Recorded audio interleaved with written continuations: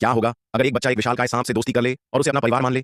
क्या वह बच्चे को बचा पाएगा और क्या वह फिर कभी अपने असली परिवार से मिलेगा? एक छोटा लड़का डायनासोर से भाग रहा था और उसके पास कोई रास्ता नहीं, इसके कि वह सांप के अंडों में शुक्र है कि डायनासोर की नजरें ज्यादा तेज नहीं थीं और उसने उस लड़के को नहीं देखा जो छिपा हुआ। जब डायनासोर ने सारे सांप के अंडे खा लिए तो वह संतुष्ट होकर चला। लेकिन जब लड़के ने सोचा कि वह अब सुरक्षित है, उसने सिर घुमाया और अचानक सांप की मां उसके सामने। लड़के को लगा कि अब वह मारा जाएगा क्योंकि विशालकाय सांप जरूर यह समझेगा कि उसने उसका बच्चा खा लिया। लेकिन उस विशाल सांप ने लड़के पर ध्यान दिया और उसे मारा नहीं बल्कि उसे अपना बच्चा समझ लिया। जब लड़के ने देखा कि विशालकाय सांप उसे मारने का इरादा नहीं रखता तो उसने मौका देखकर वहां से भागने की कोशिश की।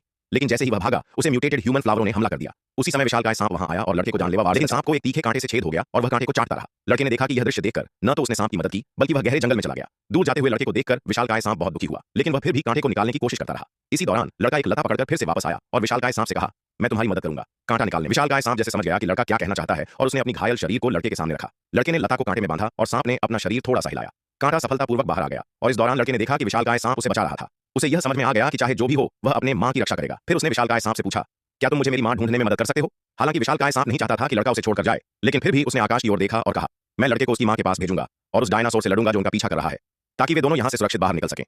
क्या लड़का अपने असली परिवार को ढूंढ पाएगा या विशालकाय सांप से उसका रिश्ता एक नई शुरुआत बनेगा? जानिए अगले कदम में।